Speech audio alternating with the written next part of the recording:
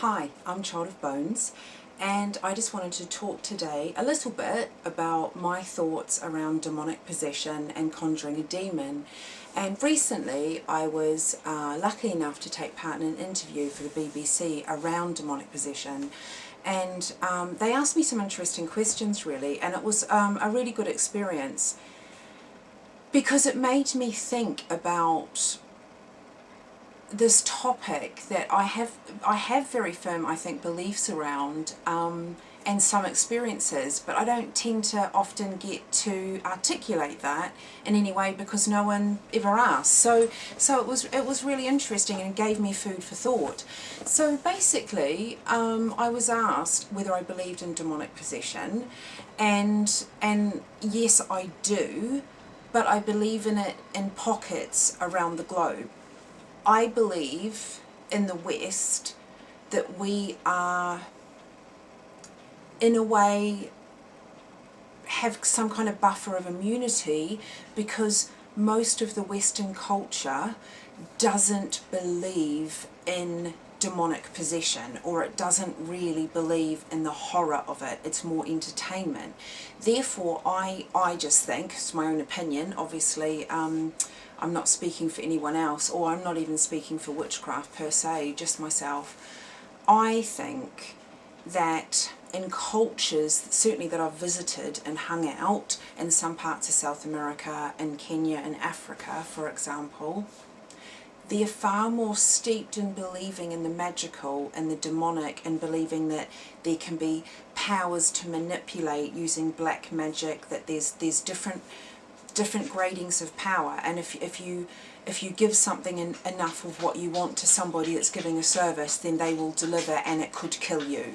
So being lucky enough to hang out in communities and tribes basically that believe that, there's a whole other system of psychology going on that we're not privy to, I think, in the West, because we aren't exposed to that at an early age. So cognitively we don't even really take the belief on that we can be manipulated in such a way from another who has more power and spirit friends, if you like, or contacts or black magic to twist our fate and take us over fully. And I think that if we even look at literature about cultures that believe in demonic possession, I guess to a point, some of it even looks like what we would call in psychiatry here catatonia or catatonic states, where someone has lost the ability, even in full manifestation, to move their own limbs, for example, or to communicate, or have lockdown almost. I've been a psychiatric nurse for a long time, longer than I can count, and I've never even seen a true case of catatonia in a person. So I saw something when I was, early in my training that looked a lot like it, and when I was out visiting with more experienced psychiatric nurses that were, taking me along because I was a student, they told me that it wasn't even, the client wasn't even catatonic, and I couldn't believe it because I just never seen someone so unresponsive yet still breathing and alive, and her mother had to do everything for her. I mean, like, encourage her to swallow, for God's sakes. So I haven't even seen that. So I have never seen in witchcraft practice, or even in psychiatry in the West, someone that would have been classified as demonic possession had taken them over. What I have seen though, and that came out in the interview question, because the next question I was asked was, had I ever seen a demon? And my response again is, yes, I believe I have, but I wouldn't call it demonic, because really, where would that be? Who judges that something's demonic? I've seen some stuff that wasn't pleasant, and certainly I wouldn't have wanted to engage in a conversation with, but I don't walk around thinking that there's demons at every corner waiting to jump on someone or ruin their life. So again, I think it's about interpretation, and maybe if you're kind of have a personality or a belief system where you believe that there's a fight of good and evil, then maybe you're more privy to have experiences that are attracted to you by your sheer belief system, that you believe there's a struggle all the time in the universe. And I don't, that's a big thing, isn't it? That's a big thing to go into. I don't, oh, so, okay, go back to where I was going to say. So the demonic thing, had I ever seen a demon? Yes, I've seen some spirits that I didn't think were particularly pleasant. I just turned away. I did a protection on myself and turned away. Didn't really engage in anything, no big deal. But where I did see what I would believe was a lingering type energy was on the psychiatric wards. And I worked in quite a few, you know, like I think I've seen a lot over the years. And on a very rare occasion, I think once or twice, maybe twice, in all the years of being a psychiatric nurse, with people responding to non-apparent stimuli, being very unwell on the wards and, you know, not in good places, you could say. I did see a couple of times like a dust cloud almost around someone who was talking really vigorously to something that was negative. So he was having negative experience with a unseen presence, which is common on a psychiatric ward. You know, often the dialogue that people have with themselves or what perceived to be somebody else that no one else can see is never really a pleasant thing. Sometimes it can be, it's not often though. And this occasion in particular, and I still remember even after about, 20 years, where I was standing when I saw this. And I got a fright actually, because I actually saw that for this gentleman, he actually was talking to what appeared to be not an apparition and not even what looked like human, but like a dust cloud of something around him. And I couldn't hear allegedly what was being said back, but I could see that there was this thing going on. And I saw that with him on the ward and felt incredibly powerless to do anything. I mean, I was very young at the time and have never forgotten what I saw, but did think, my goodness, there's parts of this that is actually probably a spiritual illness, you know, rather than just clear cut, is medication ever going to fix that? And I want to say that this is, in my perception, was rare, but it did happen. Well, I believe it happened for him, and I believe it happened for me to see it. And I think there was another case, but it was less, you know, vivid in my memory. Yeah, so I think that, so this kind of dust cloudy thing, again, was it a demon, or was it perhaps a thought form conjured out of loads of, you know, kind of like this resonating with negativity in the self, and then it actually produced a thought form and it was his own energy? You know, was it something that he'd you know, was it like a spirit of the dead perhaps that he had unresolved business with? I mean, who knows? But would I think instantly it was a demon? No, because I don't know, I didn't have enough psychic sight. I didn't investigate it.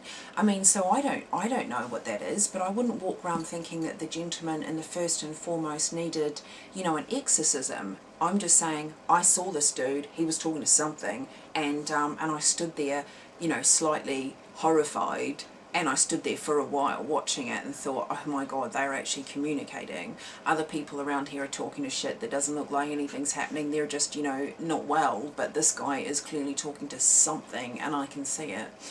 And yeah, and so, you know, gosh, it's hard to know, isn't it? How could any of us know? I don't know. I'm not like a demon specialist.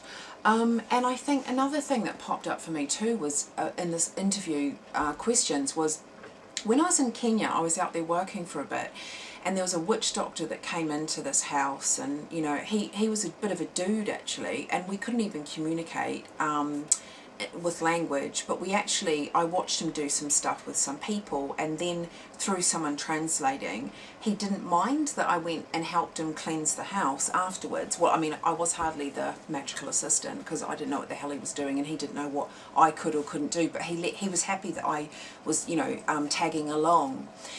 And what was really cool for me, and having this huge language barrier, was that he was doing his stuff. I don't know. I mean, they're quite religious, some of the witch doctors. And maybe that's incorrect what I just said, but he was using holy water, I think, which, you know, not some kind of like plant off, you know, out of the nature. So he wasn't using natural materials. I think it was, yes, from the church or something. But anyway, whatever it was he was doing, he was going around the room, and we both jumped at the same time because something appeared to come out of the wall, but it wasn't like it was physical. It was a manifestation of some spirit that was agitated by what he was doing. And the thing was mad. I mean, it was crazy. It went like this and it ran around this certain part of the house. But what was really funny was that we both jumped because we both saw it at the same time. We both looked at each other, and then he dealt with it, and then he kept patting me on the shoulder all the way out. Like, he was convinced the demon was in the house, apparently through the translator. A demon was in the house, and it had caused the woman to become ill with cancer. That's what his interpretation was. And I was there as a nurse, so, you know, I kind of, knew that she'd been ill. Obviously, that's why I was there. And this was his way of curing the sickness. But what was really cute was that we both saw it. And yeah, but I mean, that's not necessarily a version of demonic possession, but that his version, that the demon had made her sick. And, well, you know, who knows? I've got no comment really on that. But whatever the hell was in there didn't look particularly like you'd want it in your house. It was a bit random. So again, the demonic possession. So yeah, I believe in it. I just don't believe that I live in a culture or have lived in cultures that where it fully manifests. Thank God. I believe that part of us have it because we have innate immunity to predominantly be atheists or believe in the one God that we believe wards us off from that stuff. So I would say that. I also think, though, in the West, we don't get away with it. I think maybe our manifestations of illness are more, like with diabetes, obesity. We have complications in our health where our lives become compromised, but it may not be seen as spiritual sickness. So, you know, people that live close to nature that tend to believe in spiritual sickness seem to live healthier lives as a rule, and maybe we in the West have more depression, anxiety, cancer, but you know, like maybe it all levels out. I don't know. But anyway, just chewing the fat. Haven't really thought about what I was going to talk about, of course, as usual, raving on. Probably a video way too long. Hair hasn't been washed. Christ, help, help, help, help. Anyway, so yeah, so I believe I have seen what could be perceived as demonic energies. I wouldn't jump at it and say that they were. Do I believe that most people in the West need to be exorcised? I think we need to be exorcised. I don't know if we need to be exorcised, because I believe a lot of stuff that we have could be negative belief systems running around our own head, and we like to always make it a thing, like that is the thing that has made me fat, or that is the thing that has made me, you know, be hopeless in relationships, blah blah blah. Yeah, and the other thing is, you know, as we think about the good and the great of the old occultists, you know, from 100 years ago and stuff, I'm not well read. I've never been able to sit here and talk about Crowley's work particularly. Skimmed over a bit, sure, but I love my practice because my practice works for me and my spiritual contacts work for me. So I don't feel I don't really have the time, to be honest. If I had loads of time, I'd probably do it because I'd be interested. But I don't feel this really intense need in me to see what everyone else did 100 years ago and see if it works for me, because what works for me is working for me now, and I'm very happy with my belief system and my growth and my expansion with the God contacts I have and the plant spirits. So why do they conjure demons? I don't know. I mean, why they used to talk about conjuring a demon specifically to find treasure or things like that, I have no idea, because I think if guidance is available to all of us, and it is, and we have our own God contacts, then why would we necessarily say we're conjuring a demon? Was that to put off lay people for what we were doing? Because when I have God contact and do spells and rituals to honour my gods, somebody who isn't, well, a lay person, for example, or someone who's not into witchcraft could think I was conjuring demons. I would just say it's a spirit contact and I enjoy what I'm doing, and it's not demonic. But maybe the word demon, conjuring a demon, has always been about what it was. Maybe it went both ways. Maybe witches said it so other people would be scared of them and leave them alone in their practice. I don't know. Or maybe it was about other people saying, well, that's what they do. They don't have any good contacts. They're all demonic. I don't know. I'm just saying I can't talk about the great and the good from old about why they were stated conjuring demons, because I don't know. So yeah, so that's all I wanted to talk about really, just, you know, chewing the fat there on demons. And yeah, and when I think about some of the spirit contact I have, like the death hag, her hounds, hag fires, energy balls with teeth that go out, when I think about what they look like if they went to the recipient or the spell, or, you know, when I work with them and they turn up and they turn back after a spell to me, they could look incredibly demonic to some people. I see those allies, and that's just it, isn't it? I see them as allies of the God that I'm serving or the God that I'm adoring or working with. I don't see the energy in its quite raw state as demonic, but I'm sure as an isolated incident or a psychic insight for someone that wasn't aware of those goddesses and the energies that come out, I guess it would look like you were conjuring demons. Thanks anyway. Have a great day.